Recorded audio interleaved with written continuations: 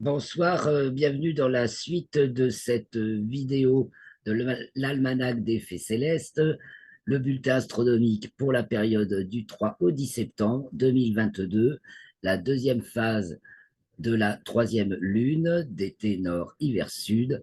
Je vous ai parlé de la lune dans la vidéo précédente. Cette petite vidéo maintenant pour parler des planètes et du ciel. Donc, les planètes également sont au rendez-vous cette semaine. Il se passe pas mal d'événements pour Vénus, pour Mercure et pour Mars. Alors, Vénus, la première, elle est, elle est au périhélie, c'est-à-dire au plus près du Soleil, le 4 septembre.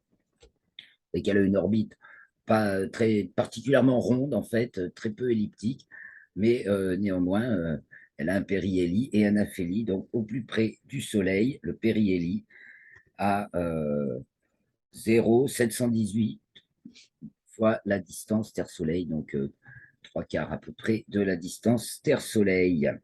Pour Vénus, elle est toujours en héliocentrique dans le 12e degré du signe du Lion. Lorsqu'elle est au périhélie, en géocentrique, elle est actuellement, à ce moment-là, dans le dernier degré du signe du Lion. Et elle entre en géocentrique dans le signe de la Vierge le 5 septembre, lundi 5 septembre à 6h05. Et comme tout astre qui se trouve dans le plan de l'écliptique, quand elle entre dans le signe de la Vierge, à notre époque, elle est conjointe à l'étoile Régulus. Alors, on va aller jeter un petit coup d'œil là-dessus. Je tente un partage d'écran. Je sais qu'il ne faut pas en faire trop longtemps parce qu'après, ça plante.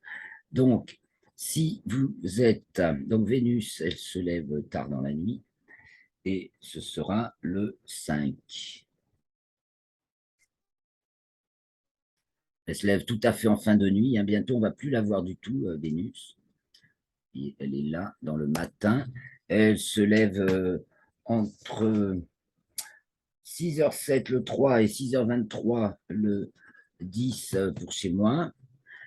Alors, je vous montre Vénus. Donc, si vous voulez m'aider à avoir un meilleur équipement graphique sur mon ordi, parce que ça plante toujours à cause de c'est trop faible d'un point de vue graphique, il faut que je fasse quelque chose. Donc, voilà notre Vénus. Donc, vous pouvez, je reviens, je finis ma phrase d'abord, vous pouvez me soutenir sur Tipeee, il y a un lien, hein, parce que vous en serez les premiers bénéficiaires quand je pourrai vous faire des bonnes séances sans plantage sur Stellarium pour bien vous expliquer le ciel de la période, la semaine que nous vivons. Alors, donc, vous voyez, elle se lève aux alentours de 6h20, enfin 6h21, 6h07 le 4, alors on va aller le 5. Le 5, c'est le jour où elle est conjointe à Régulus. Vous voyez l'étoile Régulus, elle est là. L'étoile Régulus, alpha du lion, donc le lion qui est en train de se lever. Voilà, tout n'est pas.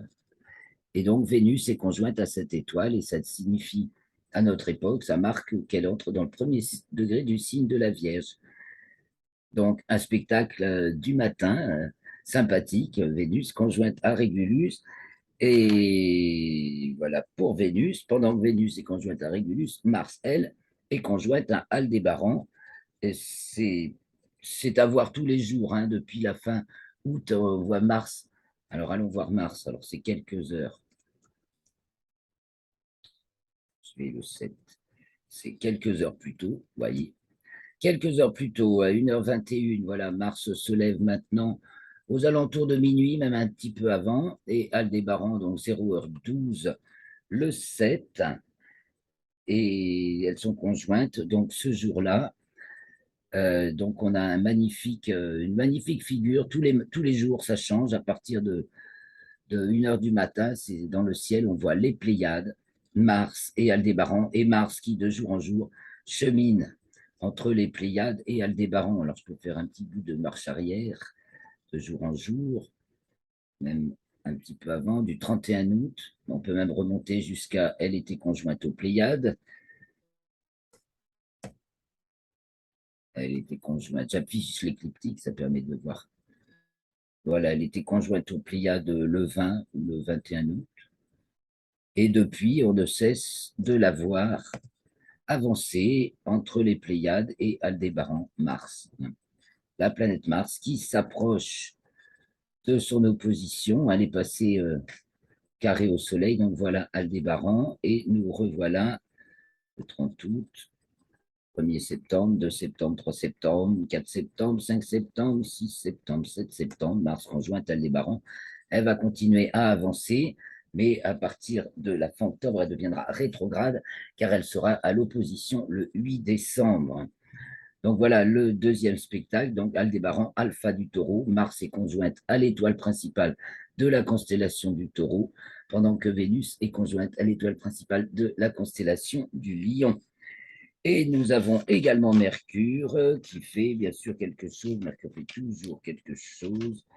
Mercure, pendant cette semaine, fait en héliocentrique. Voilà, elle est conjointe à Pluton et elle entre dans le signe du Verseau. Donc, elle est conjointe à Pluton en héliocentrique le jour où la Lune est conjointe à Pluton en géocentrique, c'est-à-dire le 6 septembre. Et le lendemain, Mercure donc entre dans le signe du Verseau en héliocentrique. Voilà pour les planètes. Je vais vous parler, puisque nous sommes sur Stellarium, un petit peu de ce magnifique ciel nocturne. Donc, nous sommes à peu près au minuit, là, 1h21, c'est 1h48. Le ciel à la minuit. On a alors l'étoile faux maillot du poisson austral. Donc, regardons vers le sud. Vous voyez, nous avons une étoile assez brillante, mais qui passe bas à 15 degrés au-dessus de l'horizon pour notre latitude 45 nord. Et donc, c'est l'étoile faux maillot du poisson austral. Voici le poisson austral, voilà, qui est en dessous du Verseau. Et donc, il signale le Verseau parce que les étoiles du Verseau ne sont pas très brillantes. Mais enfin, en ce moment, on les regarde beaucoup parce qu'on cherche Neptune qui est par là. Et voilà. Et on cherche. Et puis, on remarque Saturne qui est là. Saturne qui, de jour en jour, recule pour l'instant par rapport aux deux étoiles ici, Deneb Algédi et Nashira, qui marquent la queue du Capricorne. C'est aussi l'occasion de voir Vesta parce qu'elle est à l'opposition du Soleil ces jours-ci et sa magnitude est équivalente à celle de Neptune. Si vous arrivez à trouver Neptune, vous pouvez trouver Vesta.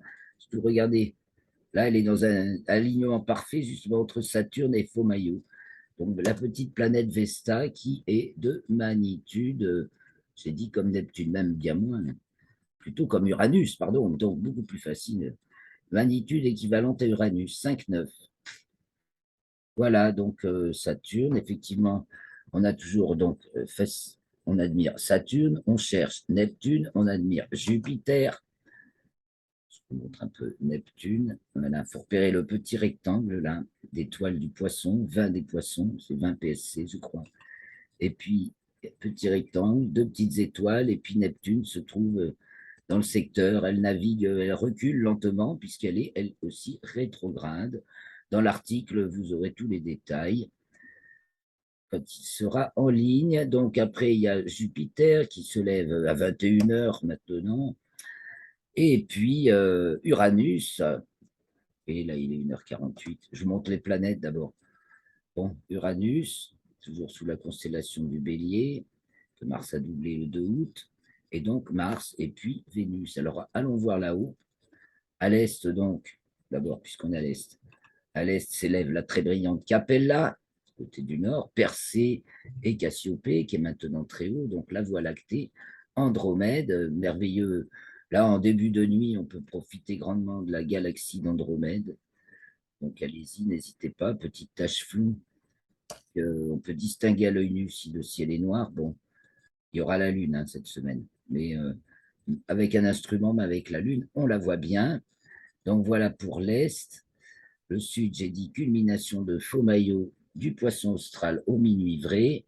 Au nord, vous voyez, c'est le moment de l'année où les gardes de l'ours, c'est-à-dire les deux étoiles du bout de la casserole, elles passent au nord, pile sous l'étoile polaire. C'est le 0 degré, enfin c'est le 0 heure des nocturnes ces horloges célestes qui permettent de savoir l'heure qu'il est si on connaît la date. Donc, ça se décale un petit peu avec la précision des équinoxes, 1 degré tous les 72 ans, mais à notre époque, là, vous voyez, le 7 septembre, Les deux gardes de l'ours passent pile sous la polaire au nord au minuit vrai. Donc, elles ont fini de descendre, les étoiles. C'est Mérac et Doubé. Et après, elles vont remonter. Voilà ce qui se passe au nord, 0 heure. Du côté nord-ouest, on a Vega qui descend et tout le grand triangle de l'été qui maintenant a basculé du côté de l'ouest. En début de nuit, Vega est vraiment au zénith et après tout le reste suit et bascule à l'ouest. Et nous revenons vers le sud où en ce jour du 7 septembre, nous aurons une lune qui se couchera à 2h51. Donc, elle va aller, elle va se lever de plus en plus tard dans l'après-midi, donc culminer de plus en plus tard en première moitié de nuit. Gibbeuse croissante, elle est de plus en plus grosse et elle va se coucher de plus en plus tard en deuxième moitié de nuit. Nous avons vu la pleine lune dans la vidéo précédente. Donc, je vous invite à la regarder si vous ne l'avez pas fait. Et qu'avons-nous au zénith dans ce ciel de milieu de nuit? Eh bien, la petite constellation du Lézard. Le zénith est entouré par Pégase, Andromède, le signe Céphée, Cassiopée. Voilà. Si vous vous allongez, vous regardez le ciel. Eh bien, je vous remercie. Je suis contente parce que j'ai réussi à faire tout l'enregistrement avec Stellarium sans que ça plante. Alors, je vous souhaite une très bonne semaine de contemplation, d'observation et d'admiration du ciel. Et je vous donne rendez-vous la semaine prochaine. Nous serons donc le jeudi 9, vendredi 9 septembre, pour le prochain bulletin astronomique qui sera pour la période, la troisième phase de la lunaison, donc après la pleine lune, de la pleine lune au dernier quartier. Profitez bien du ciel, les amis. Ciao!